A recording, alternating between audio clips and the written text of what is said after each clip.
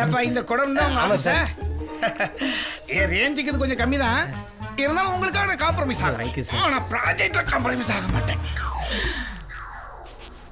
ஏய் வாடா, கால் மேல காலை போட்டு உட்காந்துருக்காரு. ஒரு 6 லட்சம் ரூபா தர நிக்கிறாரு. எது மேல எது போட்டா உனக்கு என்னடா? ஏன்டா ரேப்புக்கு இங்க 6 லட்சம் வாங்க போறேன் என்ன சொல்றான்? ஒண்ணும் இல்ல சார். ஹீரோ என்னடா சொல்றான்? அதெல்லாம் ஒண்ணும் சொல்ல சார், ஒண்ணும் சொல்ல சார். என்னடா காமன் நேரமா பேசுறீங்க, ஒண்ணும் சொல்லுங்கற சார் ஹீரோயின் யாருன்னு தெரிஞ்சுக்கலாமா சார்?